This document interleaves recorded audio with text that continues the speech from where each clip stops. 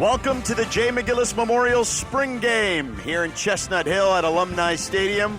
We're here at the Heights, where Jeff Hafley and company will give us some fun today. The first of 6 spring football games here on ACC Network. Alongside Rocky Boyman, I'm George Sedano. Kelsey Riggs will join us in just a second. So, partner, this BC Eagles squad, year 3 of Jeff Hafley, what do you make of him? Well, this is a 6-6 football team last year, right? So a couple of the areas of major detriment were, number one, they're missing a lot of explosion offensively. 12th in the ACC in pass yards per game, 12th in points per game. That's got to get better. And then also depth, especially defensively. You saw as the year went on, starters went out. The level of play wasn't quite where it needed to be. So those 2 areas, among others, were the major areas of emphasis that they worked on this year. All right, let's go down to the field with Kelsey Riggs, who's got the boss man, Jeff Hafley. Kelsey? Well, yeah, I was ready to give him a little bit of a hard time and say thanks for rolling out the red carpet with the weather. But now the sun is shining, guys, and we're excited about this, Coach. A lot of hard work in spring leading up to this. What are you looking forward to seeing from your guys? I just want to see them have fun. They put in all the hard work. A lot of families are here. Hopefully the weather stays like this so people come out. We just got drenched a little bit. I want them to have fun. They've earned the right today to come out, play with each other, enjoy each other, and just put a good cap on a great spring. We saw last year how different this team looks when Phil Jurkovec is on the field, what it means to you guys to have him out there, and was at about 50% last year. What have you seen from him during the spring? Well, he's healthy. That last game we were here, he could barely grip a ball. He had an IV because he had the flu. But the message there is it's bigger than him, and he made it about the team, and he came out and gave it everything he had. And we're trying to build it on that. It's about our team this year. We're not going to talk. We're not going to say what we can do. We're just going to go out and play with each other and let our playing speak for itself. A lot of changes to your offensive staff. You had hired a new coordinator in Coach McNulty, and then lots of other new assistants as well. So obviously the spring game is where we're going to get to see everything about what this offense looks like. Coach, in all seriousness, how excited are you about what you have going on offensively? I'm really excited. I really liked what our young guys did this spring on offense. We ran the ball really well, which was huge. We added some different things in the pass game, but you're not going to see much today. Maybe we'll put Mahogany at running back and let him score a touchdown. We like that, Coach. Enjoy it. Thanks for the time. Thank you. See you guys. All right, Kelsey, thanks. That would be fun to see That would Mahogany be. at Please running let back. that happen. Yeah. All right, let's take a look at this team last year, 6-6 record. They started off 4-0 and then hit some speed bumps, right? Yeah, and defensively, throughout the whole season, did a great job of covering the pass. You see 173.5 yards per game. That led the ACC. But got to get more sacks, more TFLs to help that secondary out. And then offensively, as we mentioned, just more explosion. This is a roster, I think we're going to see it today, George, that has playmakers on it. It's about getting them the football. And speaking of throwing them the football, Phil Jurkovec, obviously last year, a little dinged up, didn't play as many games as they would have liked, but what do you expect from him? He's a kid that when he's on the field and he's healthy, he's super impressive. 6'5", 220 pounds, has a cannon for an arm. Last year we saw him do a lot of this, running the football. So it's just a matter of him now adjusting to a new offense, but mainly, George, just staying healthy, learning how to run out of bounds, learn how to get down and not take those big shots. And there's a lot of great QBs in the ACC. Yeah. Now, Phil could be the best QB they've had here since Matt Ryan, but look at this list. There's a lot of good quarterbacks in this league. And everyone knows Malik Cunningham and Sam Hartman and Tyler Van Dyke. But I think Jeff Hafley thinks that if Phil Jurkovec can maintain his health, he can be one of the guys at the top of this list come the end of the season.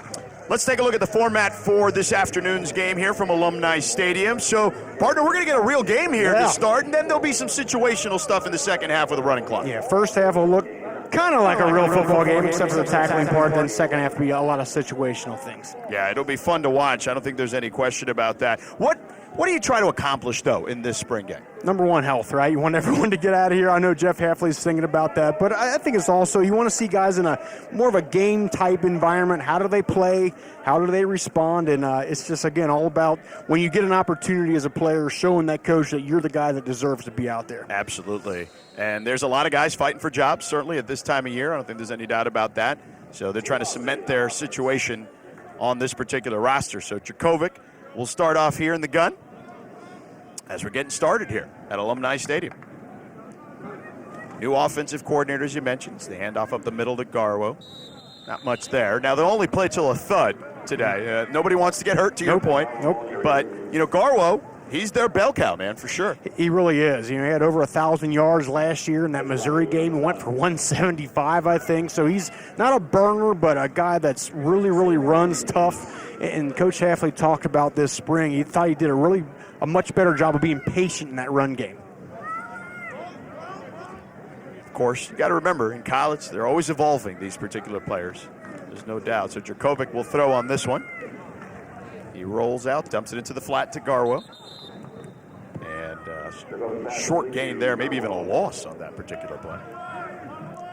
Here's Garwo's numbers last year and some of the opportunities that he had last season. Yeah, here he is in that Missouri game where he really, really went off. But he runs tough. 5'8", 200, kind of hides behind that offensive line and then can burst out at the last minute. It's just I think the complement will be the run game and the new offensive line, which we'll get into as well. And then if Phil Jurkovec can have some explosion in this offense in the pass game, that's going to help Pat Garwo in the run game. And we got a 4 wide receiver set here for Jurkovec. A little pressure there, steps up in the pocket, throws, and it is batted away by C.J. Burton. Nice job there. Pass intended for Jaden Williams. And look, Zay Flowers is the guy everyone talks about, but Coach Hafley is definitely excited about Jaden Williams and Jalen Gill as well. Yeah, both those guys. I mean, you got a trio of legit college wide receivers that are explosive. They're long. Jaden Williams, probably the fastest guy they have out there. Zay Flowers is electric. Again, we'll get more into him. And Jalen Gill is a fifth-year senior, so he brings a lot of experience as well. And there's Zay Flowers right there, fielding that punt. All right, so we'll have more action for you here from Alumni Stadium. The BC Eagles spring game continues in a moment. Welcome back to Alumni Stadium. George Sedano, Rocky Boyman, Kelsey Riggs with you here for the Jay McGillis spring game. Here are the twos out here, and there's Alex Sinkfield. Gets the run off tackle.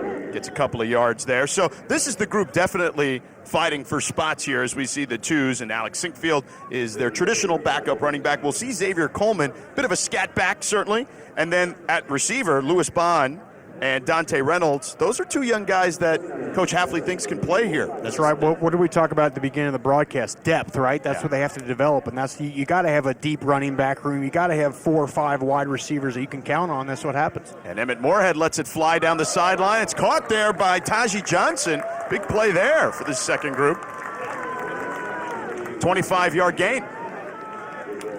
It's a nice ball by Emmett Moorhead, and I know a lot of folks expecting big things from him, but throws on the back shoulder away from the defensive back where no one can get it but the wide receiver. It's an excellent job also by Johnson going up and snatching that thing.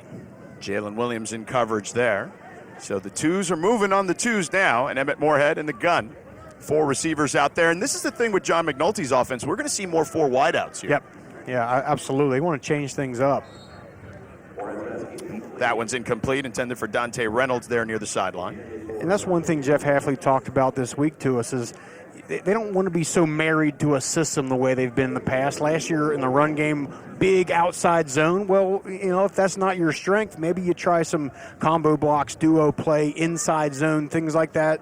Pass game, spread it out a little bit, but don't be predictable offensively. Well, and historically, that's been BC's motto, right? They just run the ball, control the clock, and they want to make sure that they spread this thing out. Now get the ball out to the playmakers.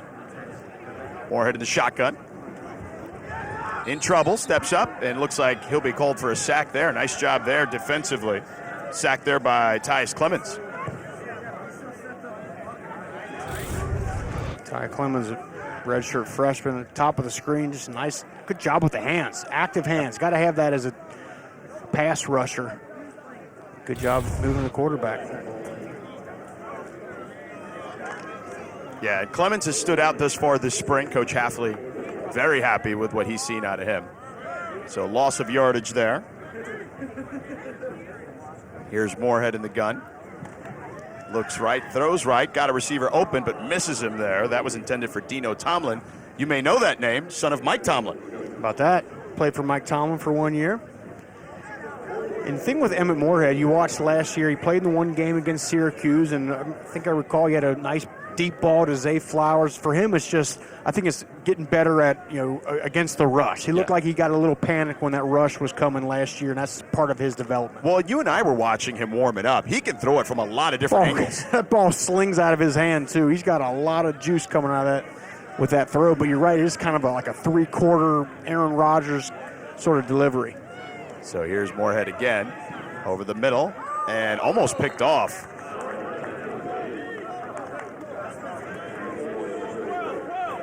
Not necessarily what you wanted to see there by Emmett Moorhead there, but the twos moved it but couldn't convert.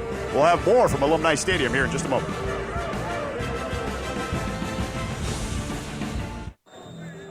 Welcome back to Alumni Stadium, BC spring football game here. Phil Jurkovec and the ones out there. George Sedano, Rocky Boyman, Kelsey Riggs with you here. So here's Jurkovec. He's going to air it out down the sideline, incomplete, but a flag on the play because it is spring football for the officials as well, Rocky. Yeah, they're getting loosened up and getting into the flow of the season, staying sharp out there. But yeah, it was just go routes on the top and bottom of the field there. Jaden Williams got held, yeah. Call holding there. So Jaden Williams, the intended target. Hey, coming up next, spring football. The season rolls on. This is the first of 6 games here. Going to go to Death Valley next after us. Clemson's orange and white scrimmage, followed by the Carolina spring game at Kenan Stadium. Florida State's garnet and gold game at 5 Eastern. NC State's game at 7 in Raleigh. And then we'll cap the day with the Pitt Blue-Gold game at Heinz Field. It's your chance to get a look at next season's teams before they open the season in September. So Jurkovec will keep here, and we'll pick up the first down. It's easy to pick up the first down when no one's going to hit you, though. That's right. But nonetheless, I think Jeff Hafley's happy to see him go out of bounds right there. Now, during the season, too many times he tries to turn that thing up and get an extra half a yard when you don't need that. Go out of bounds and live to fight another day. It's definitely better for him to be healthy because they're a better team when he's healthy. There's no doubt about that. Chris Banks, by the way, with the pressure there on defense. Taji Johnson checks into the game. He made that big catch with Emmett Moorhead, so he's playing with the ones now. Looks like pressure coming. And play action there. Throw over the middle to Johnson is incomplete. Couldn't hold on. And one of the other major areas of development on this team, George, of course, is the offensive line. 4 guys from last year gone: Tyler Vrabel, Alec Lindstrom, Zion Johnson, Ben Petrillo, all move on. Some will go to the NFL. So got 4 new guys that are going to be out there with Christian Mahogany, who's the mainstay and who's had a really, really good spring by all accounts.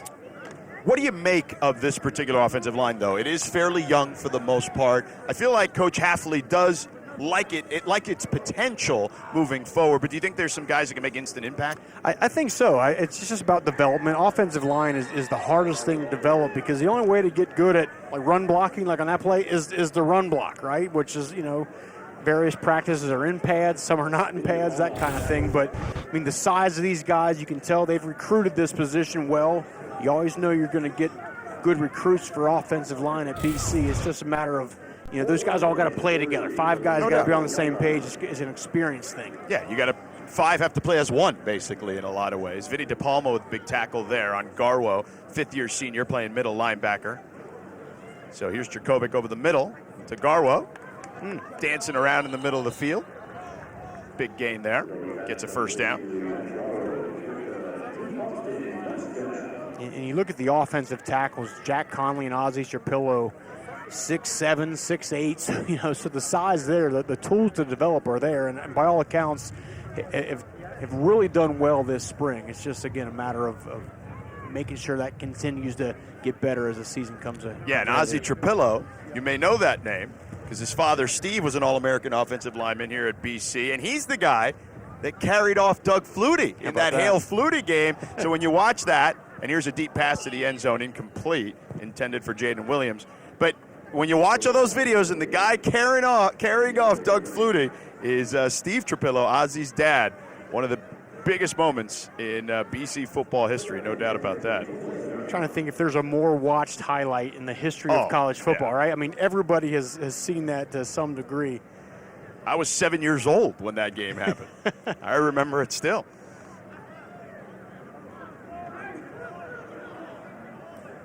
So Jurkovec here in the gun. Heavy formation here. So they hand it off up the middle to Garwo. Gets about 4 or 5 yards.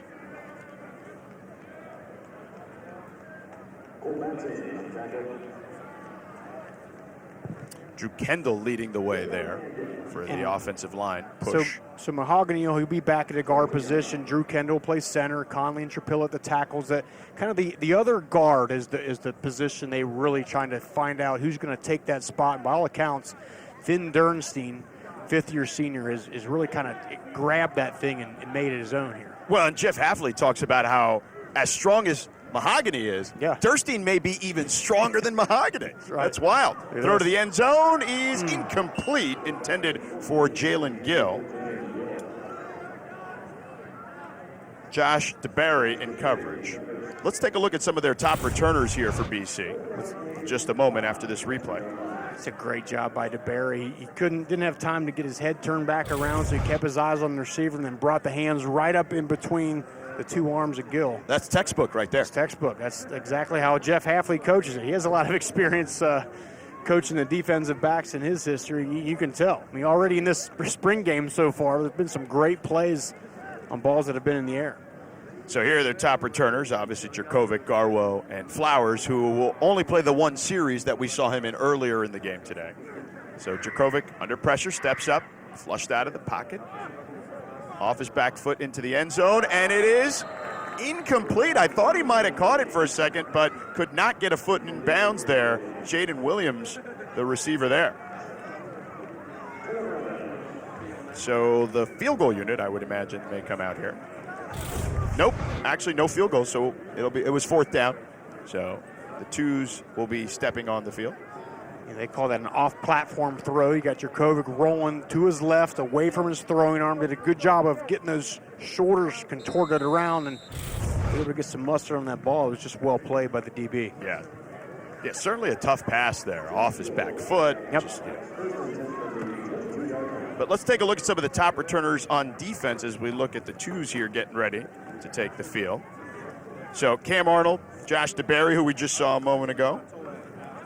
Josh Woodbing. In that linebacker position with Isaiah Graham Mobley moving on possibly to the NFL, that's going to be a spot that's got to be filled. And Cam Arnold, he's a guy, remember, he came here as a corner, played safety, and now he's playing linebacker, and he passes the eye test. I was looking at him before the game. Both him and Bryce Steele and Jalen Blackwell all are long, look strong out there like a linebacker should. Now, you can relate to that a bit. You played safety and moved to linebacker I as did. well. I absolutely, coming from high school, moved to linebacker, and it's about getting depth or putting some weight on. It's about learning the position. But those guys, from a skill standpoint, certainly have it. Nice pass there by Emmett Moorhead to Taji Johnson. Couldn't climb the ladder to get that one. Speaking of quarterbacks, let's go down to Kelsey with Phil Jurkovec. Yeah, guys, I've got Phil with me right now. Phil, got to see you air it out a couple of times. Not able to quite connect there in the end zone, but how good does it feel to be back out here? Feels good. I'm healthy, fully healthy. So being on the field, feeling this way, it's really exciting. We've got a new offense here we're working on. The spring game is what it is. We're just out here trying to put together some simple plays, but the spring has been pretty good so far. Let's start with you being healthy, because last time we were here, you were grinding it out. Your hand strength was only about 50%. You wanted to come back anyways. What did you learn from last year?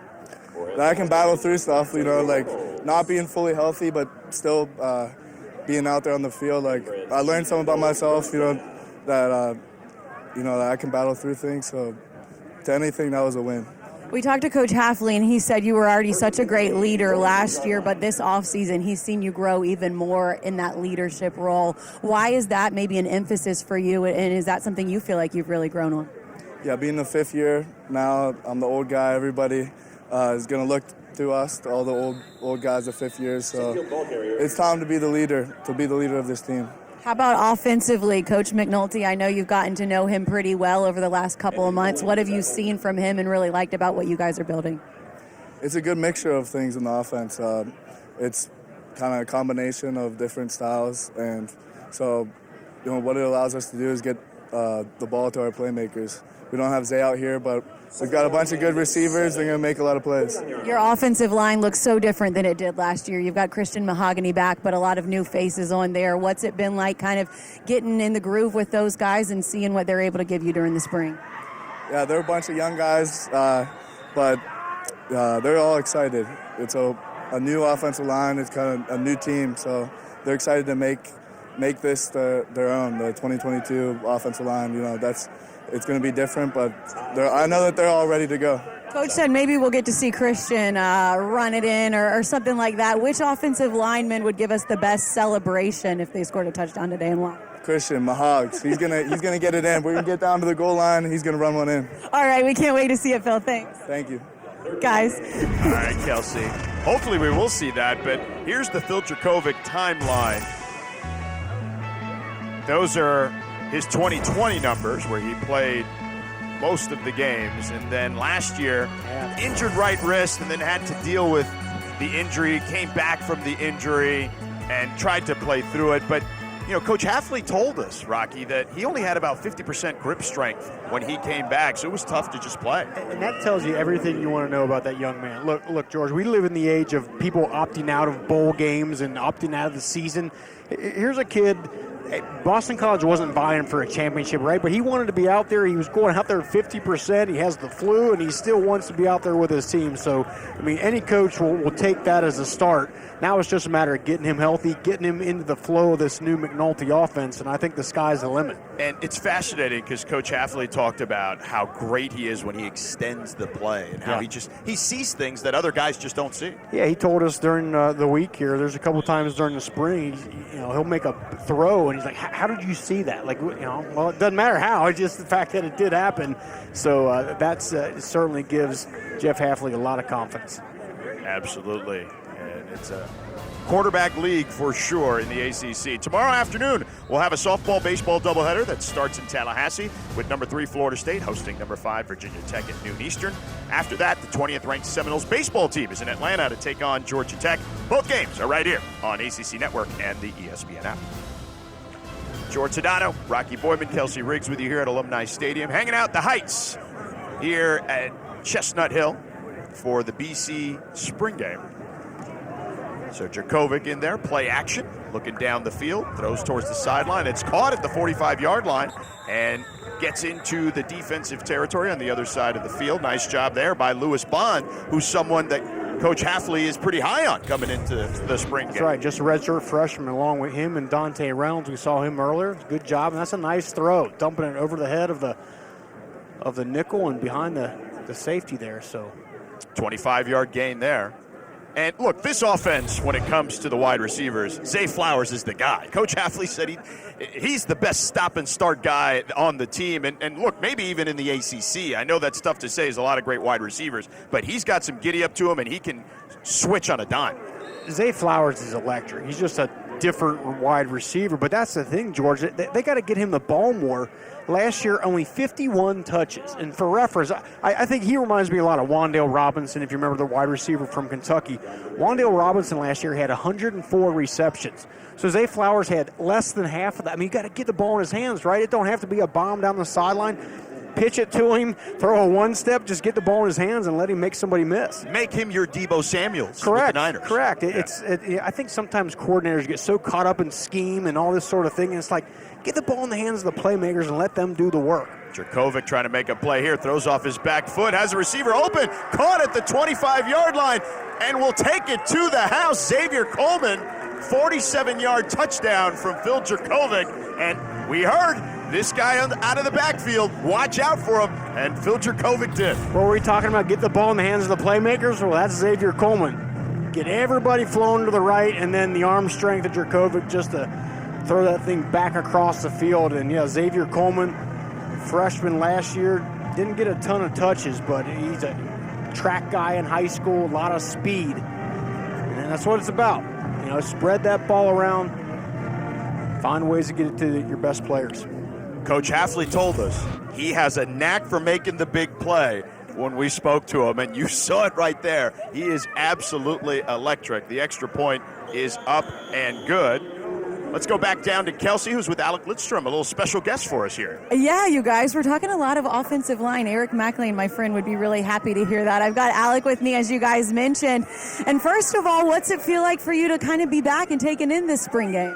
Yeah, it's awesome being able to be on this side, not playing, and being able to watch and have fun and talk to the guys and see the guys again. It's awesome, and seeing their face when they see me come back is a great feeling. Alec was just telling me how much he misses spring practice and misses spring games. But in all seriousness, you've been working out not far from here, and I know that you're getting ready for the NFL draft in the future. What's it been like, and what have you really been focusing on? Yeah, I've been lucky enough, our offensive line when I was here has always been together. So I'm working out with Tyler and Ben every day in Foxborough, going up, working with Coach Scarnecchia, the old Patriots O-line coach, being able to learn from him and kind of get better and put everything together right before I go to a camp and go to a team is unbelievable opportunity. Alec, take me back to the combine and some of the work that you put in this far and just how you feel like you have, really progressed to get ready for playing at the next level. Yeah, the combine was an awesome experience, a great opportunity, and training for that is it was an experience. I'm an offensive lineman.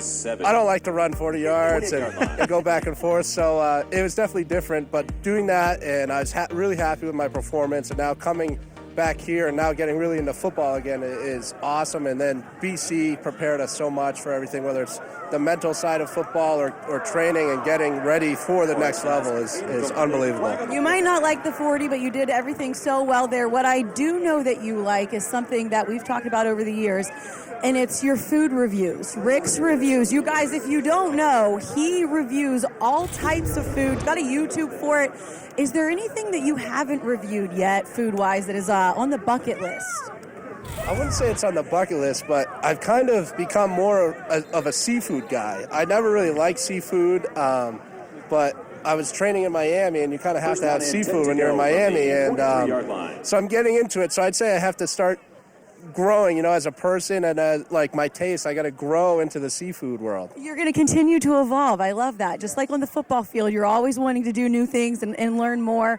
Let's talk a little bit about this offensive line because it looks a lot different than it has years in the past. You guys had this strong unit year after year. Now we've got Christian Mahogany holding it down. What are your expectations for these guys? I think they're going to do great, and I hope they end up doing better than we did. We had great guys, Zion, Tyler, Ben, me. We played together for 3-4 years. Ben played for 6 years, starter, but having Christian, we taught him well. He's going to be a great leader, and him himself as a player is unbelievable. And then the guys coming in, Jack has some experience. Drew is a young guy that's going to do well. Ozzie, and then Finn. Finn's a fifth-year player. It's going to be his first opportunity to get on the field. He knows the offense. He's experienced. So I think they're going to do a great job, and I hope that they do better than us. I've seen you over there hanging around the huddle. Any words of advice you're giving these guys as you get to sit on this side and watch them play right now? Yeah, I'm just saying, have fun. Like being able to play with the guys and be with the guys every day. You just got to have fun and enjoy that because, in a month or two, I might not be able to see Ben for 6 months, one of my best friends. And I'm just saying, enjoy your time together and just create that bond. And the biggest thing, you're playing football, have fun.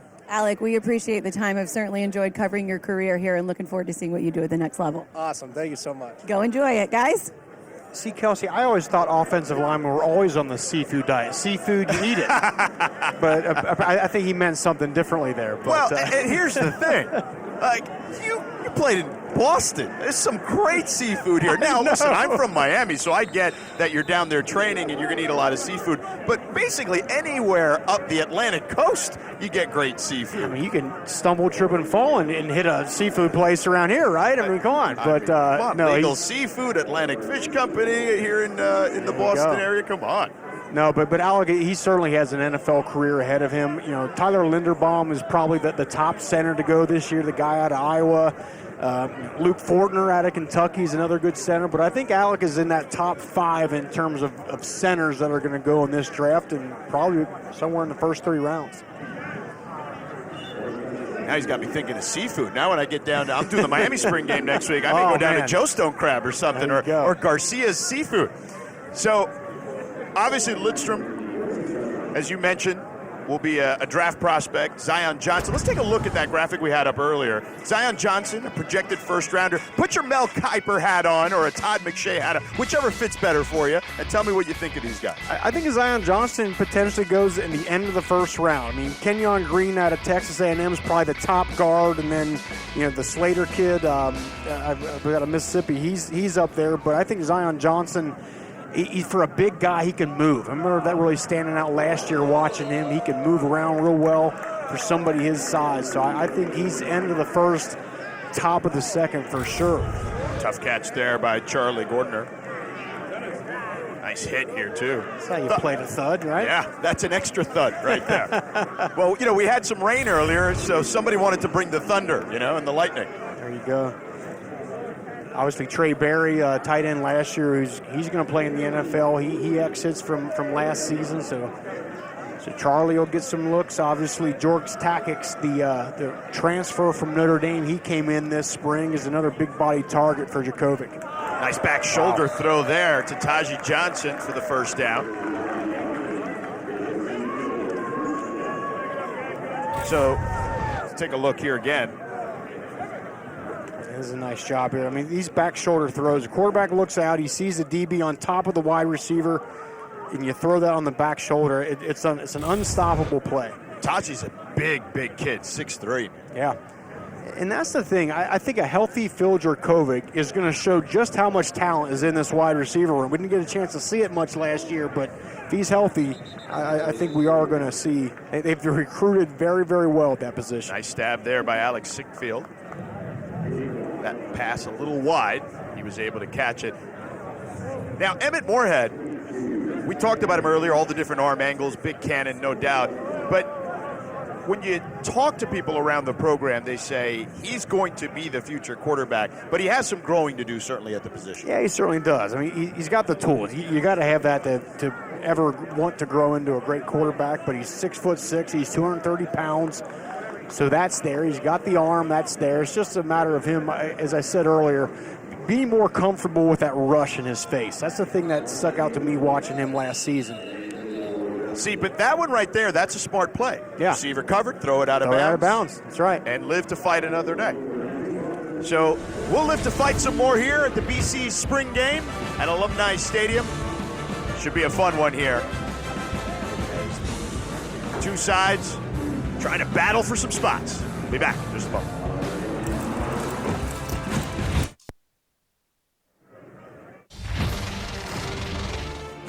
Hands off. Levy finds a hole. Finds the end zone. Touchdown. For the tie. Harrison Mevis. Got it. In the overtime. To the end zone. Flowers is open. Touchdown. Toward the end zone. And that is intercepted. And Boston College is going to win this game. A wild one there. Biggest BC win last year. Got them to 4-0 for the first time since 2007. And look, this team, as we talked about, as they throw to the end zone there, incomplete. This team had a great start to the season, and then the injury bug just caught up to them. Yeah, I mean, I was on the call. I was standing right here for that Missouri win. That was a huge one. Student body storms the field, win in overtime like that, and you mentioned it. Rattle off 4 wins to start the season, including that one. Then things just went downhill. Obviously, really missed Phil Jurkovec in those 4 straight losses, all conference losses, by the way. And Jurkovec today, 4 of 10 for 81 yards. Does have the 1 TD to Xavier Coleman. Emmett Moorhead now 7 of 15 for 59 yards through 1 quarter and change. Jeff Hafley told us yesterday, he said, just talking about Emmett Moorhead, he makes me want to be here for a long time. In other words, he knows that the cupboard isn't bare when Phil Jurkovec moves on. And that speaks highly of Emmett Moorhead. There's Moorhead lofting one near the end zone. Nice catch there by Dino Tomlin. Out of bounds at the 1-yard line.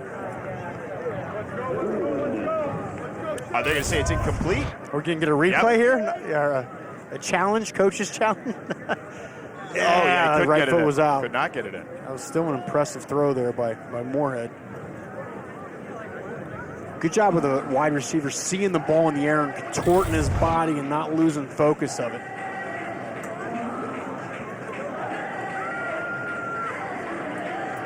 And And I know Boston College fans are hoping they see a lot of that this year. You get the ball down the field. Let's stretch the field. Obviously, they're going to run. That's not going to change. But let's mix in some potential explosive plays here. You got to do that in today's college football because it's such a backbreaker for the defense. You get a 50-yard play or a 30-yard play, that is just demoralizing.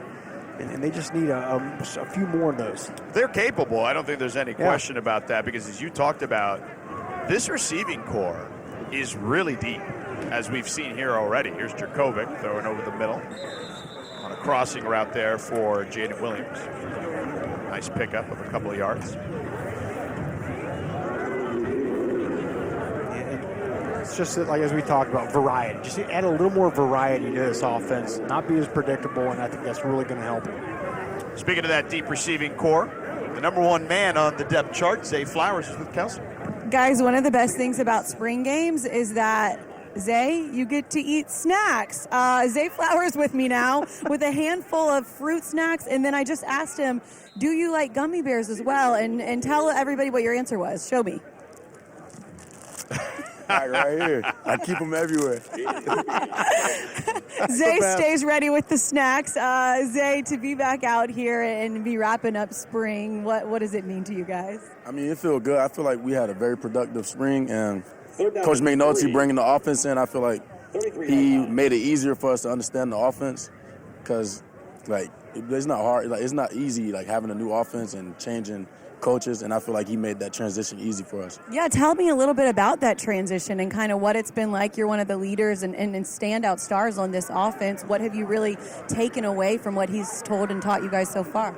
I mean, he coached a lot of great players like Larry Fitzgerald and Anquan Bolden, and he just gave us like examples of them. And it's easy when you got guys like in my room, like they just follow you whatever you do. So if I work hard, they're gonna go with me. And Mahogany got the O-line, Phil got the quarterbacks, Pat got the running back, so I feel like we all just made an effort and put it in, and it's coming along very well. The end of last season was so tough for you guys, especially with Phil's injury. I know you took so much away from him wanting to come out and battle back, but how hungry has that left you guys with the way things ended last year? I feel like me and Phil and the whole offense didn't get to show what we really can do, so that made us like even more hungrier to come out this year and put on a show for everybody and show that we more than just an average team.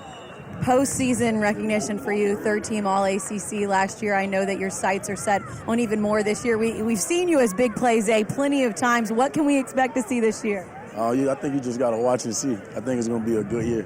And then last but not least, your quarterback, Phil. What has he meant to this team, and how high are your expectations for what you guys are going to be able to do together? I mean, I'm just ready to get to the games because I know how Phil going to play in the games. He bring it every week, so I already know what to expect. We know what to expect. We just got to put in the work and make it happen. Zay, we appreciate the time. Go enjoy it. Thank you. Have a nice day. Guys, and maybe some fruit snacks next time. If you come by, I'll take some as well. There you go. Grab them if you can. And great job, Kelsey. But, I mean, Zay Flowers coming back. They didn't know. He thought he might leave and go to the draft, but Phil Jurkovec said, I'm coming back, and really did a good job of recruiting Zay. And complete to Flowers. That right there. See why. He'll get to the 40. Incredible stop and go, cutting on a dime. Yeah, it's just his ability to just contort his body and make plays. We've said it before, but it's get the ball in his hand. Just find a way to do it, no matter how you do it, and let him make the moves. You see what he can do. Zay Flowers. So Flowers has been just incredible to watch with this team. But to your point, they want to get there. They want to get there where they give them the ball. Again, 15 touches a game is the goal. That's a lofty goal. Lofty goal, but look, if you miss and he gets 12, I think that's you're okay. Where you're okay. You're where you need to be. It's just I say this all the time, George.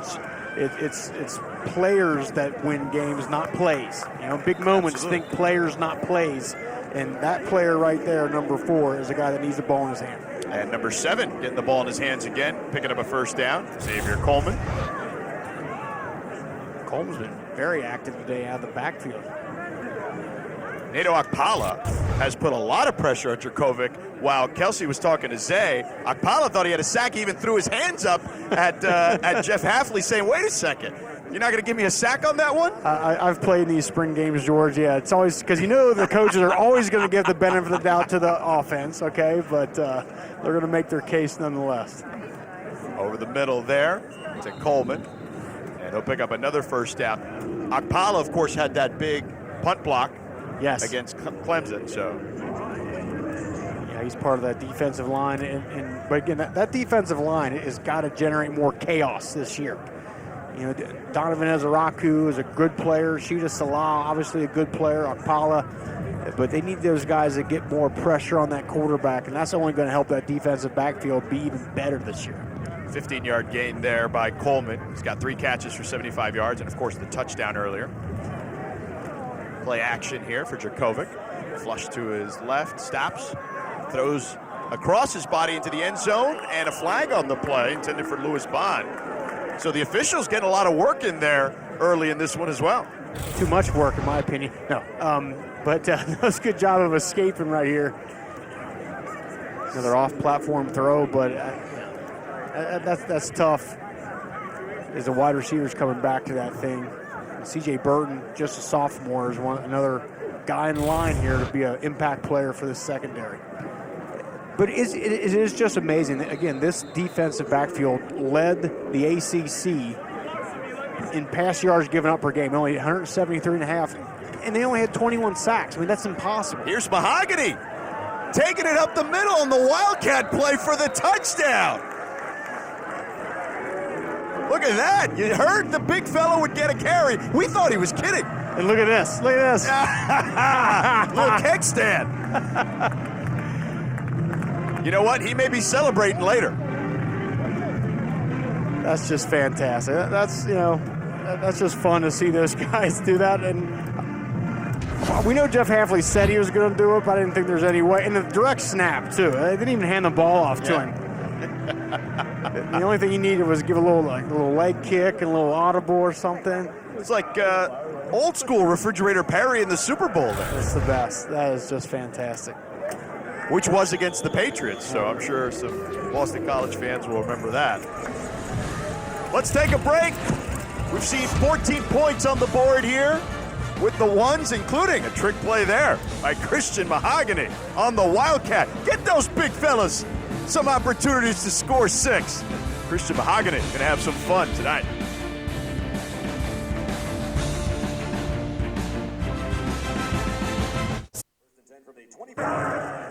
Boston College head coach Jeff Hafley getting the fans involved here. The weather is cooperating, and we just had another touchdown scored, you guys. Kelsey Riggs standing on the sideline right now with Christian Mahogany, the offensive lineman, who just punched it in. Christian, how did it feel? Felt great. I've never done that in my life, so shout out to Coach McNulty and Hafley for letting me get that done in my last spring game, so it was very fun. And Christian was just telling me it took a lot of time, a lot of practice to execute. How much time? Yeah, just one play. One take, that's all it took for us to get that done. So I'm glad we got it in, and it was a blast. One take wonder there, and maybe you'll get to do it again in the regular season. We'll see. But can we start also with where that ended? Can we go back to the celebration and what we saw? Yeah, we saw a good old keg stand with me and the old lineman. My brothers, we practiced that one time too as well on Thursday before we got it in. So it was a great celebration, I felt like. I'm sure that's something that has never been practiced in real life. Christian will leave that alone.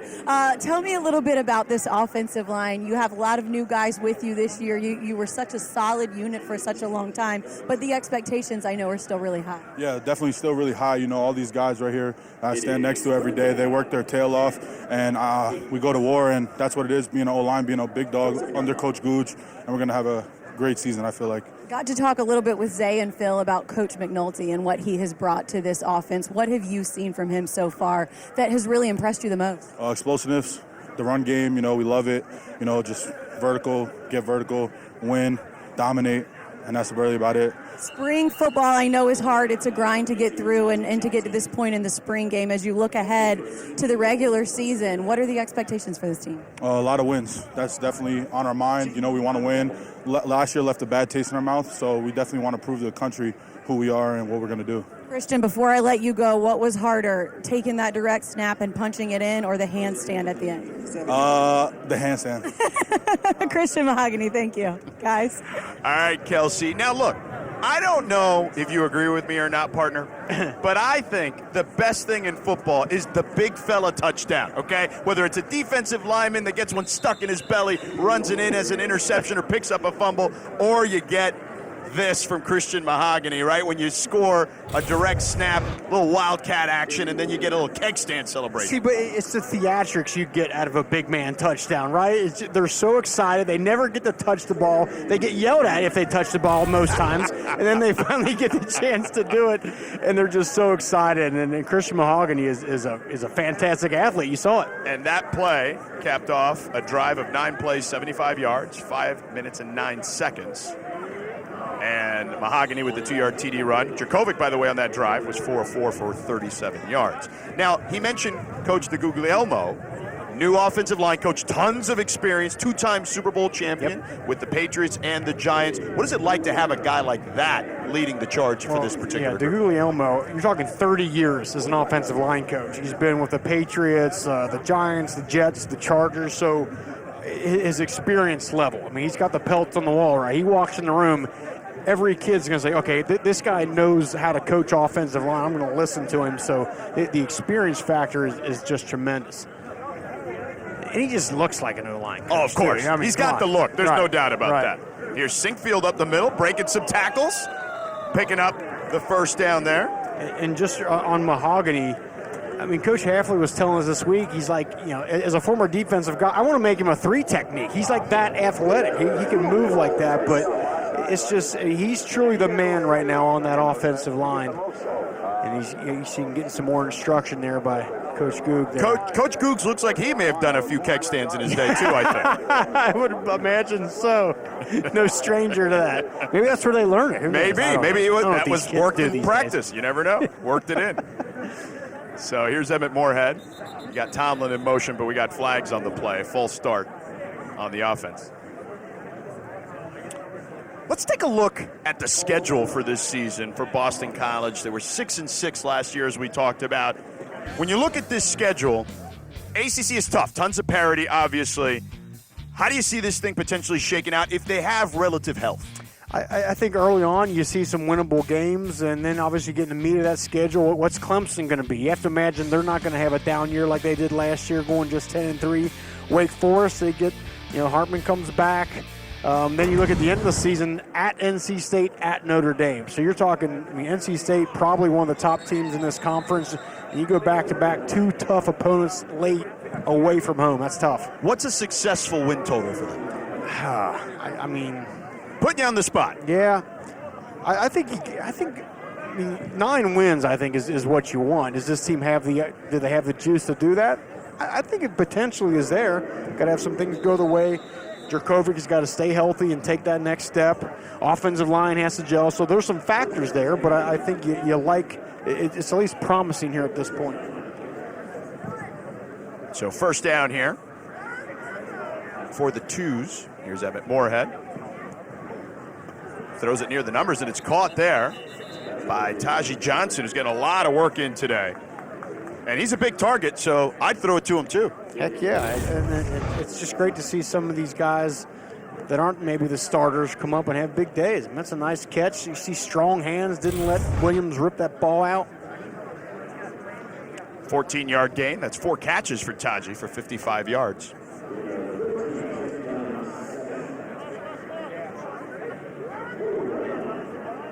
It was first and long there, obviously because of the penalty on the previous play. So still a ways to go to pick up the first down. It'll be 2nd and 7. They go up the middle, but not much there. A ball's out, looks like. Uh-oh. Big fella's got the ball. We love to see it. Oh, a little dance there, gritty. too. Oh, my God, he's a little gritty. dance. I can't believe it. Little dance.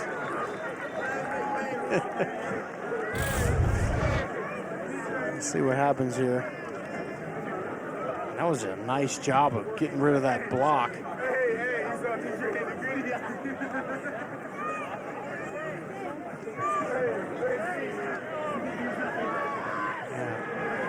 Alec, that was, again, good job with his hands getting rid of that block and making a play. And then look at the dance moves. Yeah. Is that Jamar Chase or Alec? I'm not sure. Dwayne Alec, who plays offensive line, playing both ways today. Yes. But they're going to say ball was on the ground. Or the knee was down, pardon me. Nice pass here towards the sideline, and they're going to say it's caught. Yeah, inside the 15-yard line, down to the 12. 26-yard gain there. Another guy we've talked about, Dante Reynolds. Shot down the sideline. Good job with the concentration in the air. Jalen Williams in coverage. Yeah, that foot was down. That's a great catch. 26-yard gain there. And Reynolds has 3 catches for 40 yards so far in the spring game. The more explosion they can get out of the pass game, the more they'll be able to lean on what's traditionally their strength, which is their O-line and their run game. But if you don't get any production outside, teams stack the box. They know the run's coming. They stay ready for it, and it inhibits your ability to really establish a run game. That pass a little too wide for Taji Johnson. This is the first of 6 spring games today. And don't forget, tonight, the Huddle crew will have highlights and analysis from the day's 6 football games here on ACC Network. Our coverage starts at 11 p.m. Eastern, 8 Pacific, right here on ACC Network and the ESPN app after Pitt's spring game.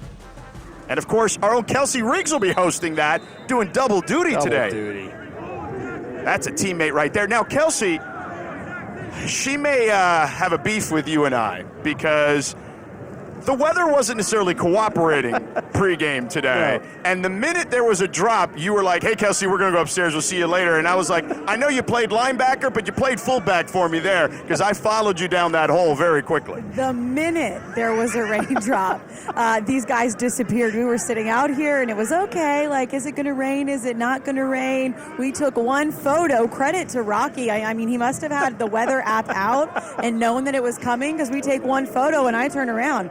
My guys are gone, and the rain's coming down, y'all. I don't know. I don't know what happened. I'm just saying. We didn't even stick around to dap you up. We just kind of tapped you on the shoulder and kept it moving. It was 100% a wave on the way into the tunnel to shelter, and that was before it even got bad. You know, I was talking to Coach Halfley before, and I just walked over and looked at him with this face like, oh my gosh, it is pouring rain. Every time I come to Boston College, it's raining or snowing or something. And he looked at me and he said, who do we have to talk to at ACC Network to go to the indoor facility? Can we just move everything right now? Luckily, guys, we didn't have to because it is a beautiful day right now. Kelsey, look, after I crossed age 40, I'm done acting tough, okay? Yeah. I'm just not even going to act like it anymore, so we head for the hills. 26-yard field goal is good, so the twos get on the board. We'll have more action. 3:44 to go here in the first half from Alumni Stadium. You're up, yeah. Welcome back here to Alumni Stadium. BC Eagles spring game, the Jay McGillis Memorial spring game, 14-3, ones versus twos. And this coaching staff on offense, but a lot of changes. We talked about Coach Googs earlier on the offensive line, John McNulty. And, you know, Coach Halfley talked about delegating responsibilities, son, Rocky. So, Kelsey, what are some of those responsibilities for these particular coaches?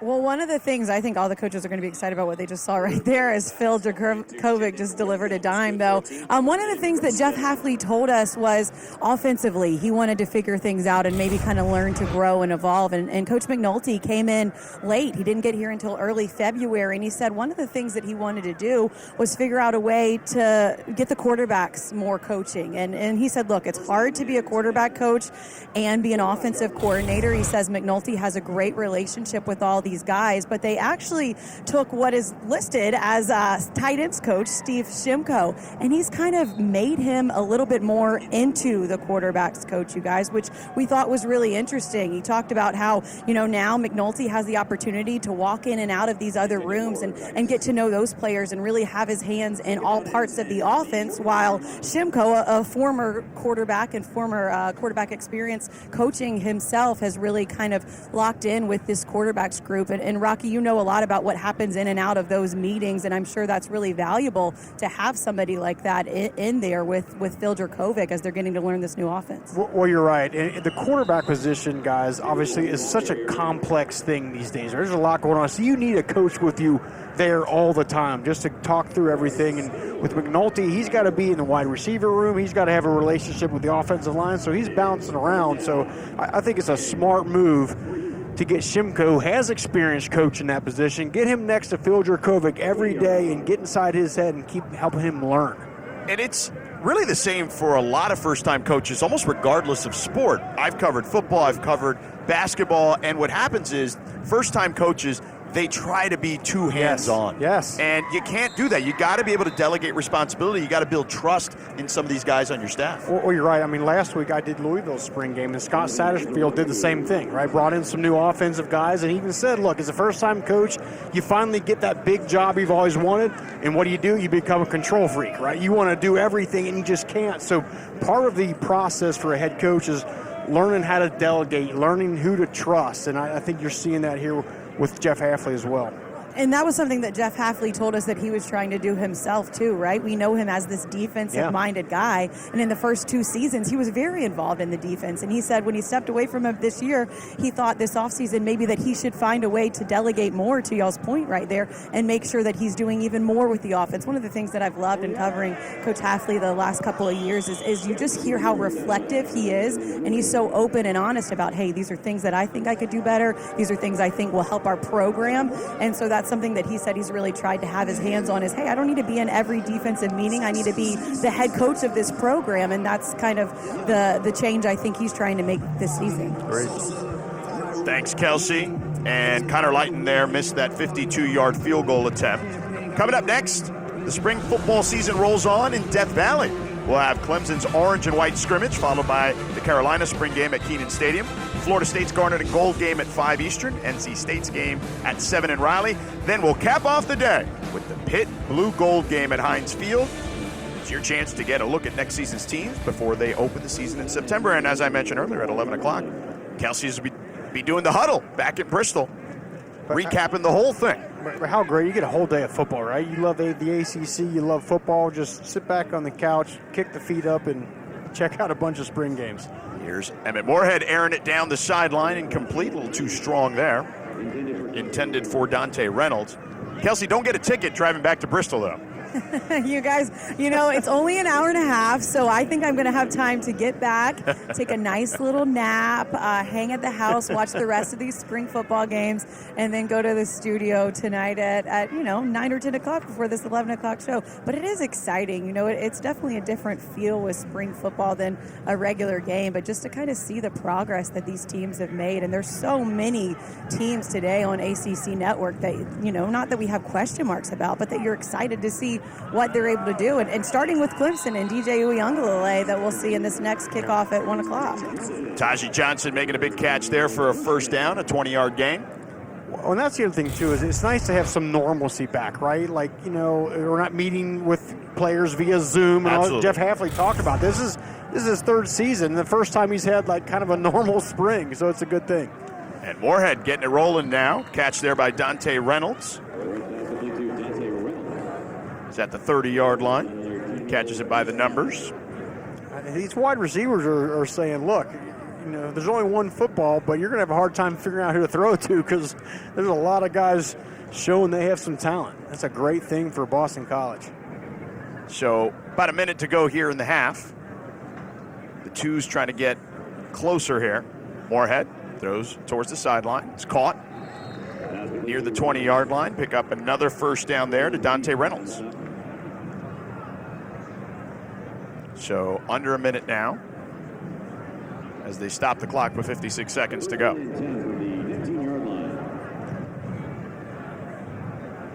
Ball on the 19-yard line here. Taji Johnson at the bottom of the screen. They like to go to him a lot. And Moorhead looking that way. Nope, over the middle. Incomplete. Intended for Dino Tomlin. A little too high. And obviously, look, we're not seeing a lot of the complexities of what this McNulty-driven offense is going to look like because it's the spring. So you're seeing a lot of fades and things down the sideline. But I expect it'll be a pretty nuanced offense when we see it here in the fall. Oh, I don't think there's any question about that. Nobody's giving away the secrets on ACC Network, but it's just nice to just see them play out there.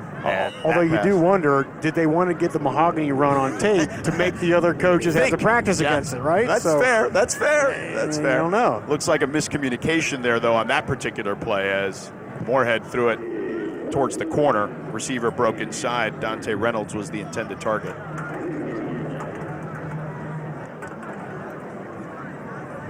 I think if you're Emmett Moorhead, you like to cap this drive off right before the half with a touchdown. And coming up in just a few moments here, we'll have the McGillis Award presentation. Jay McGillis was a starting safety for Tom Coughlin back in the early 90s. Battled leukemia, and they started the J Fund in his honor. Not a great pocket right there for Mahogany. No. Throw that one away. And there is Jay McGillis there, number 31. You see him there with his teammates and Tom Coughlin. Strong safety back in 1990. And Woodby is the recipient this particular year. So we'll have that presentation coming up. Here's a field goal attempt of 36 yards. It is no good. Wide left. So looks like we are running down the clock here to get to the half. Field goal kickers, probably the one aspect that have not been so great thus far. That's right. Yeah, they've been a little short in that aspect. But other than that, I think we've seen a lot of good things. We've seen some great catches. A lot of. We talked about depth at the beginning of the broadcast. I think we've seen the wide receiver depth and what that can be early here in this first half. Yeah, I'm excited to watch their wide receiver group some more in the situational drills in the second half. And look, even the running backs too, because I think that Coleman was fantastic in that first half. You know, Garwo probably won't play very much moving forward, but he's certainly the bell cow when it comes to their offense and their running game. And we saw Alex Sinkfield play a lot in that first half as well. So they've got the skill position players. If that offensive line can protect Jurkovec, that to me is the key to the whole season. Well, there's that, but then you add, again, as we mentioned a bunch, the health of Phil Jurkovec. A healthy Phil Jurkovec will show just how much talent there is from a weapon standpoint on this team. If he's not healthy, kind of like last year, they're not going to be the opportunities probably to get those guys the football. So if he's healthy, he gets them the ball, sky's the limit. All right, let's go down to the PA as Jaden Woodby will be the recipient of the Jay McGillis Award.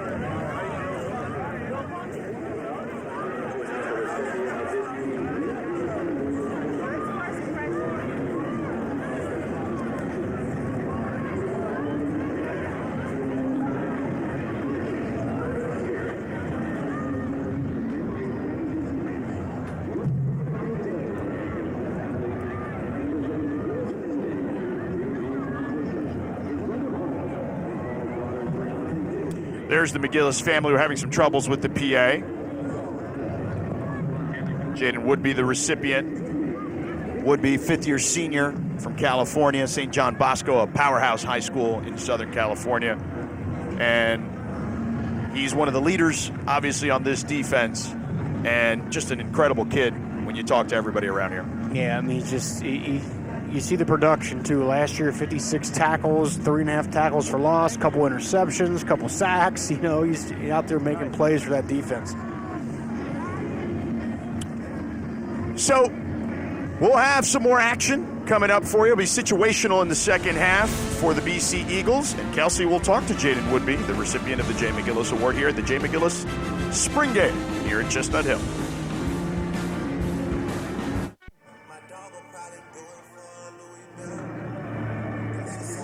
Welcome back to Alumni Stadium, the Jay McGillis Memorial Spring Game, and there's Jaden Woodby receiving the Jay McGillis Award, and he's with Kelsey. Yeah, guys, I'm a little winded because we just sprinted across the field. He's not. He's doing good. I know this is an award that means a lot to you because you can win individual awards for performance, but this is about who you are and teamwork. Why is this such a big honor for you?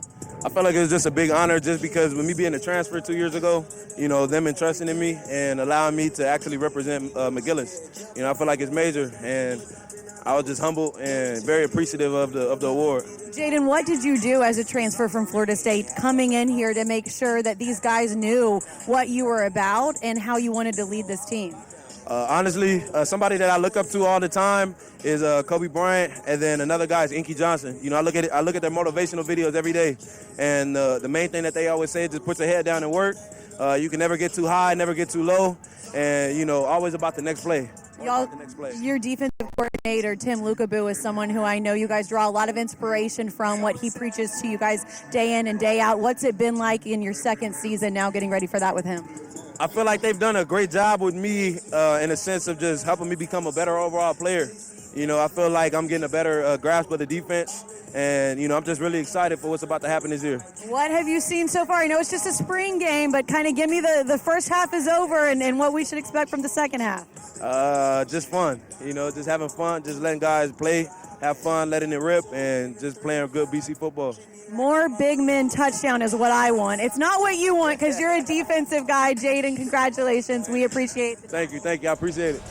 We will have more on the Jay McGillis Fund after this. Right now, live from the Jay McGillis Memorial Spring Game at Boston College. Welcome back to Alumni Stadium. Jay McGillis Memorial Spring Game. There is Jay McGillis, strong safety here at BC. Started 10 games in 1990 for Tom Coughlin and company. And Coughlin, in his honor, started the Jay Fund, as you see, assisting families with children battling cancer.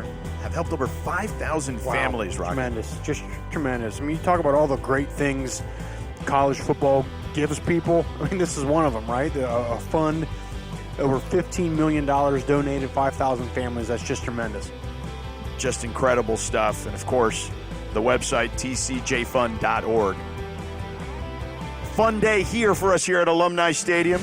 Christian Mahogany getting the direct snap for the touchdown, the keg snap, the keg stand. Second half coming up in just a moment. Welcome back to the Jay McGillis Memorial Spring Game here at Chestnut Hill, BC Eagles. So first half, we saw traditional game type, spring game type. Now we're going to see situational stuff here from both sides. Matt Reevy at quarterback. Now, you may know that name. He is the nephew of our colleagues, Tim and Matt Hasselback, around here. Yeah, that name, that is BC royalty right there. Also went to the same high school as I did, Cincinnati St. Xavier, and expecting big things out of Matt Reevy as well. I saw you guys get the bro hug in before the game. Do it. Absolutely. Long blue line, man. Yeah. That's right. Now, in the first half, just to give you some numbers and some context of how guys played, Phil Jakovic was 9 of 16 for 148 yards. He'd have the touchdown to Xavier Coleman. Emmett Moorhead, 13 of 29 for 149 yards. Dante Reynolds, 5 catches for 58. Taji Johnson, 5 catches for 81. Alex Sickfield had 8 rushes for 36 yards. And I mentioned Xavier Coleman had that touchdown. He had 3 receptions for 75 yards, 4 carries for 24. So on offense, when you look at the first and second teams, who stuck out to you, Rocky? Well, obviously Taji Johnson stuck out. He had a tremendous first half. And you look at him, long, 6'3", 210. It's like, my God, we definitely got to get this guy the ball. And now you're seeing him actually produce in a game-type environment. That's a very positive sign for Jeff Hafley. You mentioned Xavier Coleman, another explosive guy that, as we've discussed, get the ball in the hands of playmakers. Okay, they found a way to get him the ball. He had a couple rushes, had the long touchdown. I think, Jurkovec did some good things in the limited role. Moorhead, I think, did some good things as well. So I think it's pretty positive in that first half. We got a new quarterback in there now, Dalen Menard. Great defensive play there. Nice job there. Batting it down. It's a good job getting those hands out there. There's a real art to that, too, because you got to time it, but you don't want to wait, because then you're not bringing your momentum toward the quarterback. It's a good athletic play. Quintarius Hutchins there on that deflection. It's not on our 3 deep we're getting deep into this now. That's right. That's what it's all about. Yeah. As we do situational here. So it looks like most of the first and second team will get a break here. And there's Reavie back in there. Pass to Jacob Kraft. You may know that name as well, as his grandfather is the owner of the New England Patriots. I've heard of that guy a few times, especially around here. Robert Kraft. One of the hands-down best-run organizations maybe in pro sports. So. Oh, absolutely. When you think of some of the, especially when you think of the last 20 years or so, it's got to be the Patriots. I think the Spurs are probably up there. They have 5 championships in that stretch. So they're right up there. There's no doubt. And Reavie escaping there, but they'll call him down at the 40-yard line near the line of scrimmage. Case Finney and Contavious Hutchins with the pressure. And I think Matt Reavie is a guy, I know they want Emmett Moorhead to be the second-string quarterback, but if he doesn't develop or, Matt Reavie can show he can, kind of pull away a little bit, I think that position, that backup quarterback role and the quarterback for the future is certainly up for grabs. Big day of football, as you saw there just a moment ago. 6 spring football games. You nailed it earlier, partner. You can just sit on the couch today. Yeah. You can actually get yourself ready. A little spring football home viewing experience. You get the grill ready, get the chips and dip ready. Maybe you go a little French onion. Then in the second game, you try a little chips and salsa maybe, or guacamole, Look, they say practice makes perfect, Absolutely. right? These players are getting practice in. We talked about the referees are getting some practice. We're getting some practice, Absolutely. And you as a fan should do the same, okay? Yeah, you got time, by the way, if you're just watching this. You still got 5 more games, so if you don't got enough food at the house, you can run real quick. You can listen to us. You can stream the ESPN app through your vehicle, perhaps, and keep us tuned in, locked in. Well, these days they got that Uber Eats, right? What are the kids That's doing? true. They order it. That's true. You can't order it. Yeah, that's a big thing. Have them delivered. Have the food delivered. We got a false start there. Or will it be offsides on the defense? A lot of penalties in this spring game.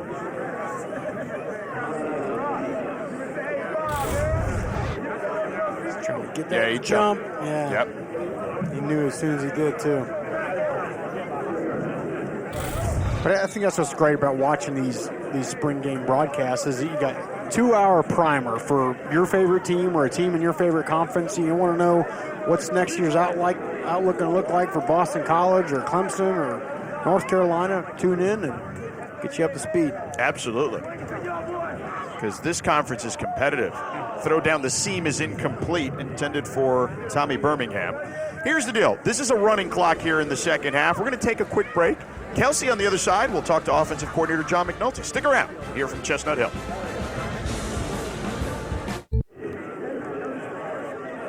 Welcome back to Chestnut Hill, the Jay McGillis Memorial Spring Game here. Boston College, George Sedano, Rocky Boyman with you here. Let's go downstairs with the third member of our team, Kelsey Riggs, who's with the OC, John McNulty. Yeah, Coach, I appreciate you taking the headset off to come and talk to us for a second. I know you have strong ties with Coach Hafley, coached with him with the Bucks. What was it about this opportunity that made you want to come to Boston College? Well, I think, number one, his vision for the program and where it's headed. He's very clear about what he expects to get done here in terms of ascending into the conference championship and how he's going to get there, and he's very committed to being here. And, look, I played at Penn State. We played these guys every year. It was like World War III. This is a tough team. We should be the toughest team in that conference if we can get things right. So all of those things, Pat Kraft's vision for where this program is going, all of those things kind of made it a no-brainer. I know you've been busy since you got here taking over this offense. Can you give us kind of an idea of what we should expect this year? Well, look, we have great leadership and experience at all the key positions. Phil Jurkovec, obviously, as a quarterback, has done it at a high level against this competition. Pat Garwo is a 1,000-yard rusher and is a great leader. Zay Flowers is better than advertised. Like, I'd seen him on a lot of crossover tape, and I've seen him make plays in this conference, but he's much better than I even thought when I see him in person. And then Christian Mahogany up front to take a really young group of linemen and get them to kind of play at the level we need them to play at. So when you have key guys in every spot, I think that'll help us. We threw a lot at them. They're very smart, and they love football, so they picked it up quickly. So it's really more about getting it to our playmakers and letting them make it happen. Christian Mahogany, we really enjoyed that touchdown and the celebration. We hope we get to see. About it for 2 weeks. It was like we didn't have a choice but to put that one. He said he only needed one practice, and he ran it perfectly, so hopefully we get to see that in this season. But you mentioned your playmakers, and that's something that Coach Hafley told us is, look, we've got a lot of playmakers. We need to see guys like Zay Flowers getting 15 touches a game.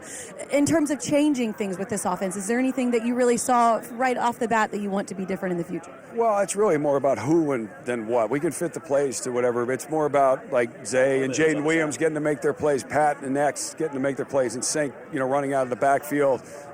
George came over here from Notre Dame to play tight end. I think we got a chance to get him going too. And Jalen Gill is a tremendous playmaker. He's done it in games as well. Taji, 84, has made a ton of plays in the spring. So it's really more about trying to put our guys in the right position, spot them up, and do what they do best, and then build on it as we go. But I think we have a good feel after 15 practices what these guys really can execute at a high level. It's been fun to see what they're able to do so far, and clearly no personality with this team. They have no fun at all. Coach, we appreciate it. Fun. Thank you very much. Thanks. Guys. All right, Kelsey. And look, that play, I don't think we can get enough of it, to be honest with you. Can we see this play again, this Christian Mahogany direct snap, Wildcat, Wild Hog, let's call it? This is the Wild Hog, but I gave it a name just now, partner. Own it. And I love what John McNulty said. He said, look, we've been practicing this thing, talking about it for 2 weeks. They had no choice but to run it. If anything was happening today, they were getting that play in. That was great. And listen, I'm not trying to play boss here at the network today, but whoever's running SportsCenter today has to have that in top plays on SportsCenter today. No question about it. Now, thanks again to Kelsey talking to OC John McNulty.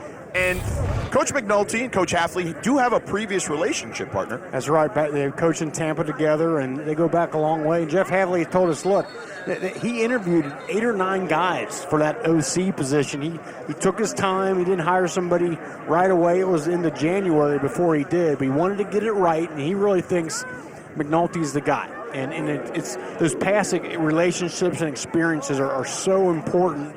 You come across a guy along the way and like, wow, that guy really knows what he's talking about, and you kind of put that in the back of your mind, and then the day comes you need to hire an OC, and that's what you do. And Kelsey has assured us that tonight on The Huddle at 11 o'clock on ACC Network, the Mahogany play is getting in. Nice. See? We had someone on the inside. She's made an executive decision. I love it. Here's a pass into the end zone, incomplete. Batted away there by Owen McGowan, the linebacker.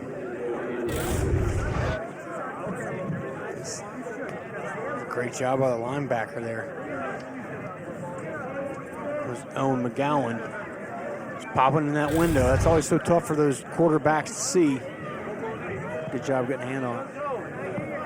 McGowan tried to pick it off, if you saw there. He put 2 hands up to try to snag it. Couldn't get it, but knocked it away. All right, let's take a quick pause here as we are at the Jay McGillis Memorial Spring Game here in Chestnut Hill. More action coming up in a second. Here's what's coming up next after us. Clemson's Spring Game in Death Valley. Cade Klubnik, freshman, ranked number 1 dual threat quarterback in that last class. DJ Uiagalelei, 15 career starts. Young man from St. John Bosco in California, Southern California. This is coming up on ACC Network after us. George Sedano, Rocky Boyman, Kelsey Riggs with you here at Chestnut Hill as we are in the second half of their spring game, running clock, more situationals here for the offense and defense. And we see there Jacob Kraft with the catch. And just going back real quick, it's going to be interesting to see what shakes out with that quarterback position at Clemson, because DJ Uiagalelei, I mean, obviously phenomenal. 6'4", 250, unbelievable tools, and he had a bunch of wow moments, but then a bunch of times it's like, God, why are you missing that? That kind of thing. So I think Klubnik has an opportunity, being one of the top dual-threat quarterbacks coming in. Maybe he can unseat him. That'll be an interesting battle, but nonetheless, they got to get better, consistent play out of that position at Clemson. Competition is good, though. Yes. It makes everyone 100%. Better, in my estimation. And I am all for the transfer portal. Don't get me wrong. I'm not trying to say that is an issue. Here's a deep pass into the end zone, is incomplete. But I like the fact that these big-time programs, you're going to have to compete against a young man who comes into the program similarly highly as touted, perhaps even as you were. Well, and that's the thing. I mean, if you're Uiagalelei, I mean, from the time he was 8 years old, he was always the best player. Correct. Right? So, but now he gets to this elite level, and there's another guy coming in, so he hasn't had a bunch of competition at the position in his life. So I think this will make both those guys better. So Dalen Menard here at QB. Wow. Yeah, that one. What a great inside move. We've got to get a replay on that. Yeah, that's going to be a sack there by Ty Clemens. He's had a good spring game today. Watch this. Just come up the field and then, boom, come right underneath, little swim, knock the arm off. That is, they're going to put that on the teach tape of how to do an inside move.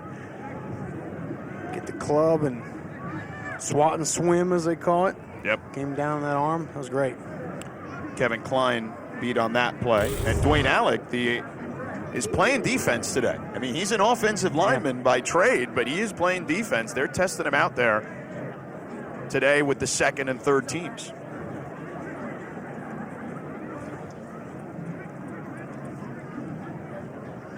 Tonight, the Huddle crew will have the highlights and analysis from the day's spring football games here on ACC Network. Coverage starts at 11 Eastern, 8 Pacific, right here on ACC Network and the ESPN app after Pitt's spring game. So Kelsey will have the entire recap of the day for you. And looks like they're going to, I mean, I'm not trying to tell you what the coaches are doing, but Dwayne Alec Jr. looks like he may be playing defense. He was an offensive lineman. I mentioned Jack Ness earlier, also switched positions. Let's go down to the field with Kelsey. Hey guys, I've got another defensive player with me now. It's Vinny DePalma has run over from the other side. I appreciate you making the sprint over here. Vinny, we were just talking a little bit about spring. You're a fifth-year guy. You've been through quite a few of these. What are some of your big takeaways? I think with spring ball, the biggest thing is just kind of resetting your culture on both sides of the ball. So the season's long, kind of get worn down a little bit, and then you come back. It's a new group for the year. So just setting the standard each day, trying to run the football, be physical, studying the playbook, building a rapport with each other. Very, very important to do that every day. And I think the investment you make now, you'll see, in November, December. You guys have lost some of your big leaders and big playmakers, but you still have a ton of talent coming back. What's the emphasis for you as one of the guys that is really going to kind of lead this defense this year? Yeah, I think it's we've kind of just talked about just leading by example. Everyone's got to, we can talk all we want, but we got to go to work every day. So again, I think that kind of fits with the spring ball culture. But just we got really good guys. Cam Arnold, Marcus Valdez, Boozy, Jason Maitre, Josh DeBerry. Those guys, we know how to. We're older guys who know how to practice, and it's our job to set the standard, go to work every day, practice really hard, and try to bring the rest of the defense along. We're really excited to see Chibuzi and what he brings. Missed last year with that Achilles injury. What can we expect from him? He's awesome, and he's done such a good job rehabbing.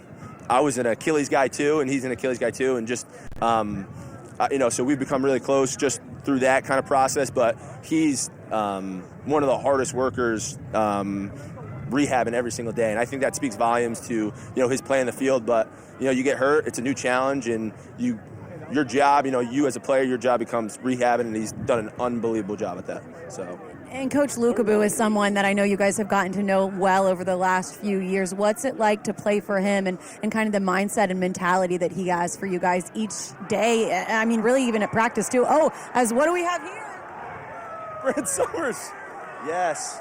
Take me through this. Who we got? This is Brandon. So Brandon tried out walk-on this winter. We were looking for corners, and or he actually came in as a wide receiver, switched the corner, and he's become a fan favorite. He's awesome. He competes so hard every day. He's really tough. Look how fired up everyone. That's great. More in-game interviews is what he needs because his defense makes good plays. Vinny, thanks. Go celebrate with your team. He's got to be over there, guys. You don't want to miss that. Yeah, Summers, great job there with the pick six. Look, you talk about a kid who walks on basically, then switches position. I mean, that's a hell of a moment for him. Well, and you can tell how his teammates feel about him. Everybody's jacked up, jumping around, excited for that young man. That's a great play. Throw but behind the wide receiver, not a great throw, and he took advantage. And Coach Lukabu was out there excited for him as well. Yeah, that's great. Well, and Kelsey was talking to Vinny there. I mean, you're talking about Vinny DePalma, probably the most respected guy on the team, right? Yeah. Fifth-year guy. He's on the leadership team. He's another one that just needs to stay healthy, and I think could be a real big contributor for this team. Yeah, Coach Hafley talked about smart, tough, all the attributes you want for a middle linebacker. Yeah. There's Summers still having fun out there. Love it. Yeah. So I'm going to go get another one now. Yeah, he's talking out there. He's jawing to his teammates on the sideline. That's great.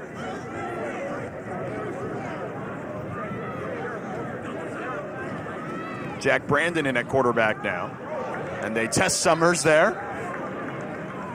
Summers is like, Brandon's like, okay, you want some? Come get some. There you go. Jacob Kraft with another reception. They're going to go right back at him. Not going to be defeated. Good job. Back foot hit the ground, hits the open receiver, get the ball out of the hand. It's good. Keep the trains running on time when you're the quarterback. That's right. And that's the thing about the quarterback position, George, is at this level, everybody's talented. Everyone can make a bunch of wow throws. They get one there. Nice play there. Did he get the foot in? Yeah, he did. Nice catch there by Luke McLaughlin. That was a great throw right there. But just to finish my thought there, it's the quarterbacks who can make that kind of throw all the time are the ones that make it. And Summers wanted that heat, and they're bringing it to him. You're going to test him. Didn't like him. Offense didn't like having him get the pick there. That was a great ball, too. Great McLaughlin, job. by the way, the veteran kind of quick little jab there with the palm to give himself some distance. Do they go for him a third time? Let's yes. see. They're going at him again into the end zone. Is it? Still haven't put. There it is. Touchdown. Touchdown there for BC. McLaughlin with the score. So Summers got the pick six and then got picked on. They said we're not going to let that stand. We got to come back at you. And that was a great couple passes there and finishing with a touchdown. Yeah, great job here by Jack Brandon to Luke McLaughlin. And again, this spring game, tons of action. We're going to wrap it up. We got 9 minutes to go here on a running clock here from Chestnut Hill. Welcome back to the Jay McGillis Memorial Spring Game here in Chestnut Hill at the Heights. George Sedano, Rocky Boyman with you here. The third member of our team is going to give us perhaps the most important update of the day here. Kelsey, what do you got? Well, first of all, I'm so glad that I did not make that last tackle on the play because it came right for me, guys, and my job is to avoid it at all cost. I know that you guys are going to let me know if anything happens behind me right now, but I know the spring game, we're really looking forward to seeing what the offense it looks like, House, Filger, Kovic. We've gotten a lot of good updates. I have another one for you guys did we get a touchdown there? No touchdown there. So close. If we did, let me tell you who would be the first person over there. Zay Flowers ran over on that last touchdown to congratulate his teammates. I got an update from Zay, though, guys, because the fruit snacks, he's had 9 so far, but Zay didn't come back for nothing. He's a goal setter, right? He has high expectations. He said the goal is to make sure that he gets in at least 10 packs of fruit snacks, so he's on his way to grab another one right now. I mean, that's why he's able to do what he does. He sets goals and he achieves them, guys. So you figure there's 10 snacks per pack, 90 fruit snacks? 90 fruit snacks. Wow. Hey, and he's he a didn't growing share kid. any of them, which is really the problem that I have now with Zay, is that I have not had any fruit snacks. But Zay's going to have 10, you guys. Not only is he a pro-level wide receiver, but a pro-level snacker as well. You got to be multifaceted in this one. Absolutely. And by the way, Kelsey, we would tell you, but I don't know if you could trust us after we ditched you earlier before the game. Correct. You know what I mean? Yeah, I know. You guys were in and out on me so quickly. I didn't appreciate that. I've had to put on another jacket. I'm just turning into a rainbow down here with all the colors. Luckily, it's not the rain jacket anymore. It's just, we're going to do a shoe shot. The kicks. This is my favorite kicks part. look good. I didn't even ask for that, strong. you guys. I didn't even ask for that. I'm just here at Boston College too often, I think. They probably are like, this is the Boston College Reporter. I have no problem with it. I'm happy to be here at BC anytime, especially when the sun is shining. Well, the weather here has been all over the place. We got here, it was cloudy. There's a big run here, still going. Now they'll blow the whistle by Andre Hines. The weather was cloudy like this when we got here, a little windy, a little chilly. Then the sun came out. It got hot out here. The rain was in between all that.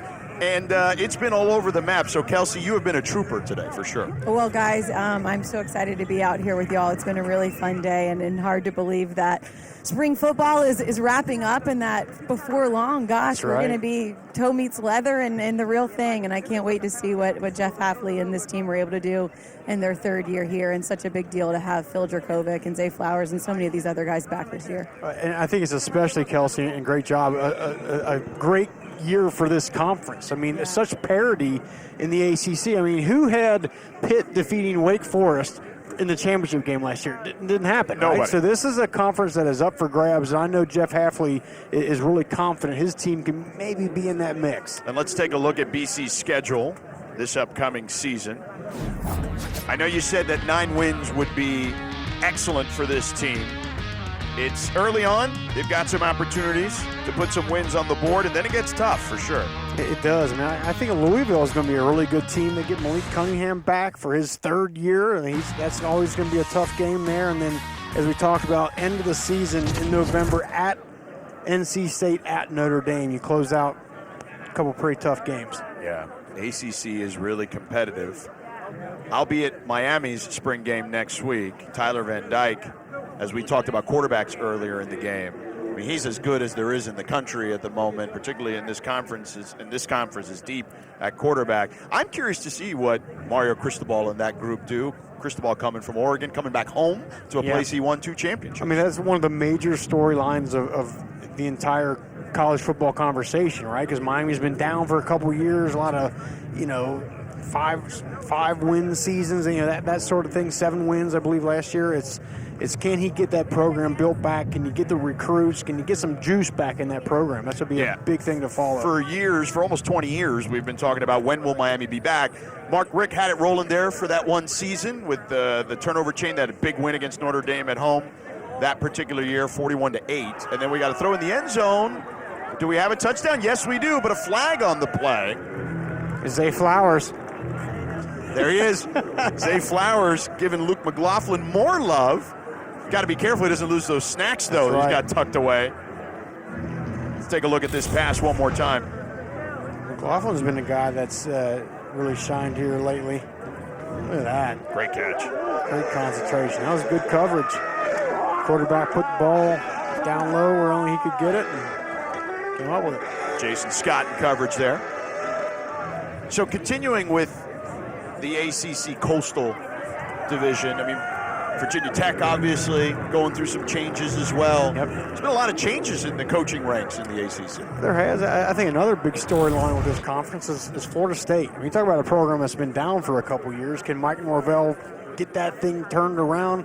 I believe I read they have one of the top recruiting classes for whatever that's worth. It's just now a matter of developing some of those guys. If you are Florida State, Florida, and Miami, I know Florida's in the SEC, you're going to get talent. Yeah. Just being in Florida, can you develop that talent is the question. That is the question. I do think, though, I mean, there's so many good schools in Florida. I mean, FIU, FAU, UCF. You're competing for a lot of these same guys. Now, that's a very fertile ground when it comes to talent. But, yeah, it's always about the programs that can get the recruits, then have the coaches that can develop them. That's the ones that take the next stride. To your point, though, in the heyday of those big 3 Florida schools, those other schools were not really around. And we didn't mention South Florida as well. And we got a little reverse here for the touchdown. There we go. And a score there. Jacob Kraft. Yeah, Jacob Kraft on the reverse there. And those schools have now cannibalized the big 3 as far as their depth is concerned. That is the thing, exactly. And what is the difference with Georgia and Alabama? Why are they always on top of it? Because their depth is so good. Their first frontline players are top, but then the guys that are coming in and relieving them are some of the best. So I think that's the challenge for the Florida schools, Miami and Florida State specifically. So Jacob Kraft scores there on the pop play, pop pass. So that'll do it. And there's Mahogany loving it. And everyone loved it, including the boss man, Jeff Hafley, who's with Kelsey. Coach Hafley with me right now. He's just taking in the music that's playing as soon as we're starting. And the first thing you said to me was, I told you Mahogany was going to do it. You didn't think, you didn't believe me. He did it, and then the celebration was pretty spectacular, too. Can we see more of that during the season? I told you Mahogany was going to run the ball. You thought I was joking, but I've never lied to you guys. Just trying to give you a heads up. I didn't see the celebration. I'll have to check it out afterwards. Maybe we'll do it. Maybe we won't. Team's got to figure that one out. Offensively, we saw some good things, not just from your quarterbacks, but from some of your playmakers and some new names as well. I looked over at you a few times, and you had a smile on your face. What did you like? I liked the way they came out and competed. They were a little slow. You could tell they were a little nervous being in the stadium with some people here, but then we made plays. Phil did what he does. It's your typical Phil play. Makes two guys misses, scramble, and finds a guy deep. I thought Emmett threw the ball really, really well. We didn't run much. I mean, we were pretty simple on offense and defense. I think that was important. I probably could have called a few more sacks, but I wanted to have some fun today. Love the way they competed. Love the way they played together. It's a really fun group to coach. Coach, you talk a lot about building a culture here at Boston College, and obviously you see that a lot in the fall on Saturdays, but the spring is where the work is really put in. What's your biggest takeaway of the growth of this team from the spring? Each year's a new journey. Each year's a new team, right? So last year's done. Who are these guys going to be? I just like the way they came together. They play hard together. They do it for each other, and they practice really hard. We're young and don't have much experience, but these guys are going to fight, and that's why I love coaching them. Coach, we've had a ton of fun out here today. Appreciate you keeping the rain away for the entire practice here now that we had, and look forward to seeing what you guys do in the future. All right, Kelsey. Guys. Coach Hafley there. So, Rocky, we saw Jurkovec play pretty well. We saw him at Moorhead play pretty well. Receivers were fantastic, I thought.